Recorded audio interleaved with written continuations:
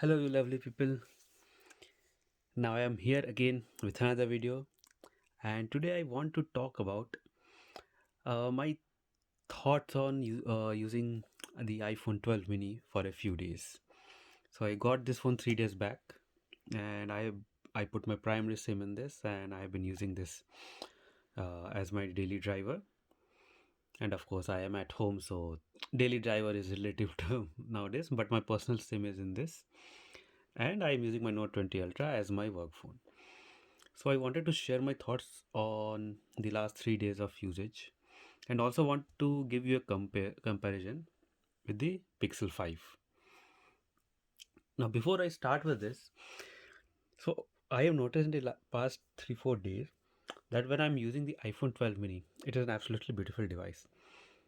But sometimes I also have in the back of my mind that I also have a Pixel 5 which I'm not using. I switch it off and put it in the drawer. But I still like miss using the Pixel 5. But when I'm using the Note 20 Ultra, again that's an absolutely beautiful device, 120 Hz screen, brilliant. I miss the using the iPhone 12 mini or the Pixel 5.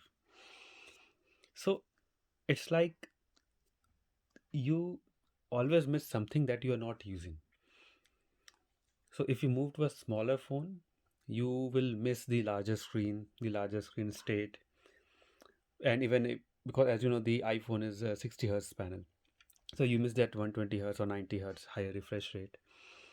If you use the Pixel 5, then you will start missing the features like iMessage or FaceTime or the integration with Apple TV if you have one or the MacBook.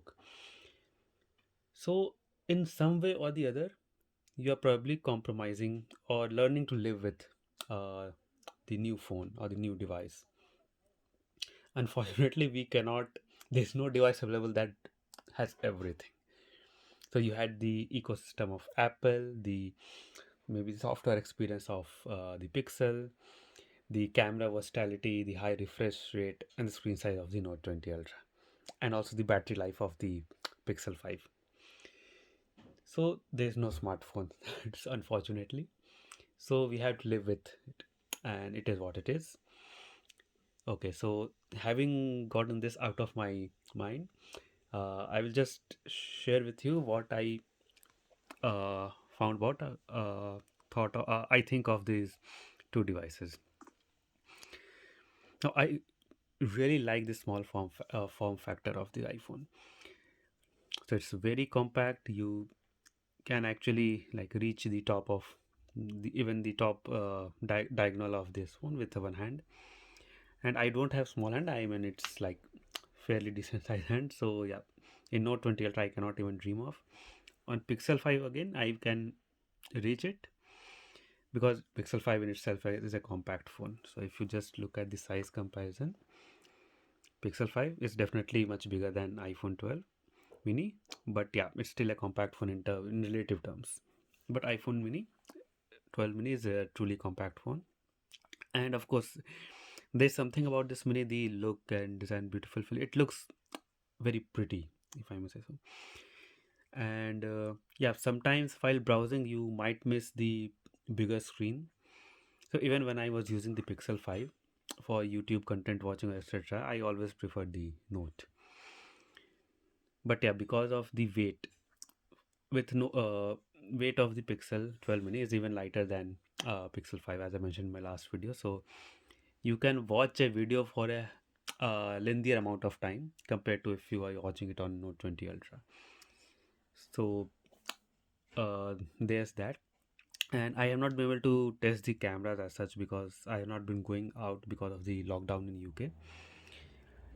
But in terms of software feel, now personally I thought I'll miss this 120 hertz too much. But yeah, I mean because iOS is so smooth and responsive, so you don't really miss that 120 hertz refresh rate.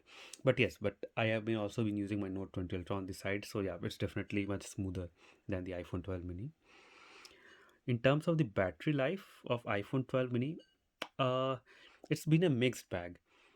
So in the 3 days or 3 nights I have had, when I in the first 2 nights when I took it off the charger around like midnight or 1 a.m., and then I went off to sleep. By the morning, it would have lost, I think, 15 to 20%. So the standby drain was probably too high, and I checked there was no rogue app running. I had also switched off the background activity for social media apps like Twitter, Facebook, but still it showed me such high battery drain.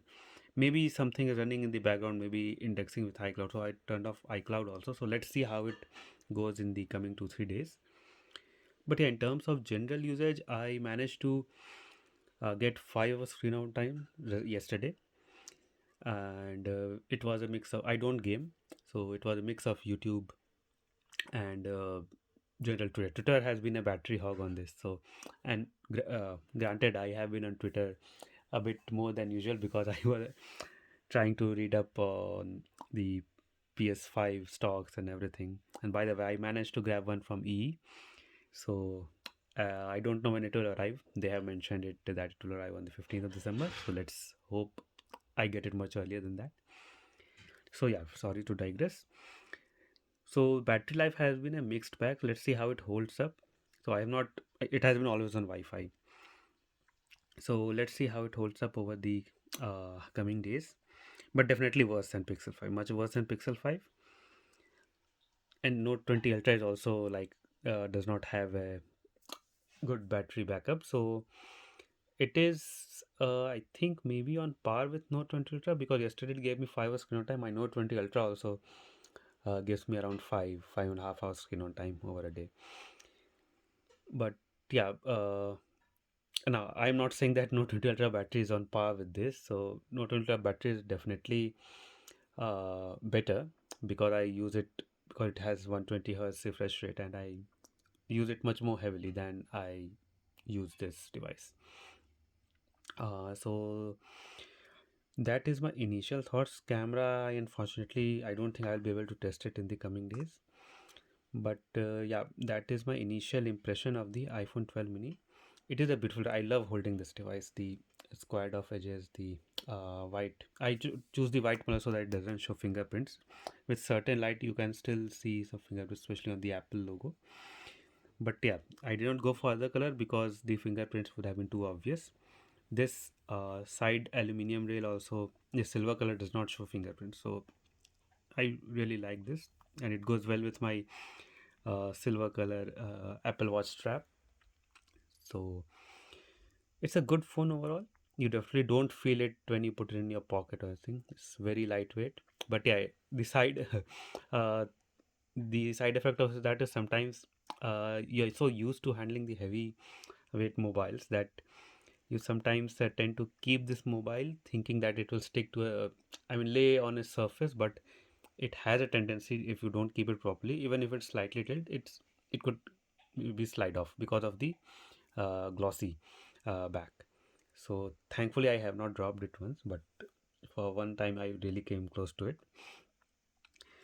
So in terms of the feel, in hand feel, I think this is better in hand feel. This has better in hand feel than this Pixel 5.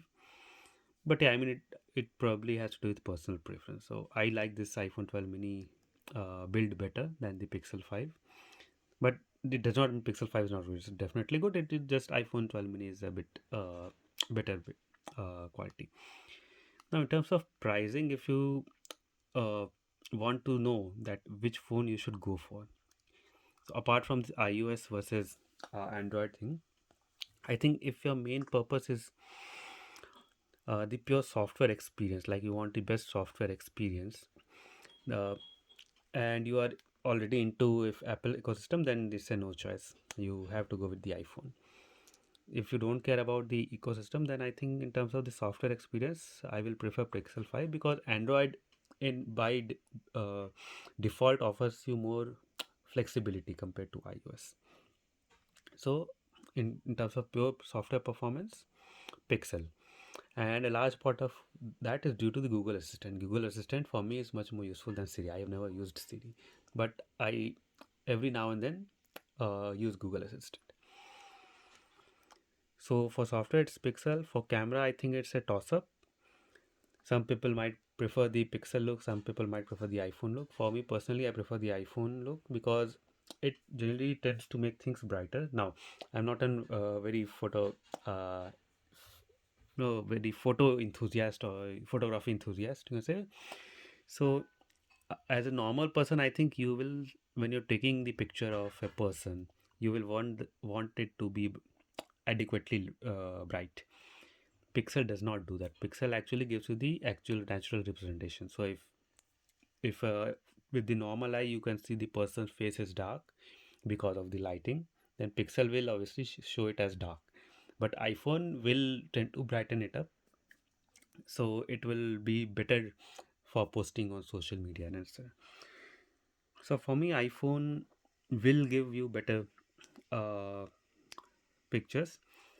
But of course, I generally tend to use Note 20 Ultra for all my photos because of the versatility it offers, the zoom and the all the different bells and whistles it has.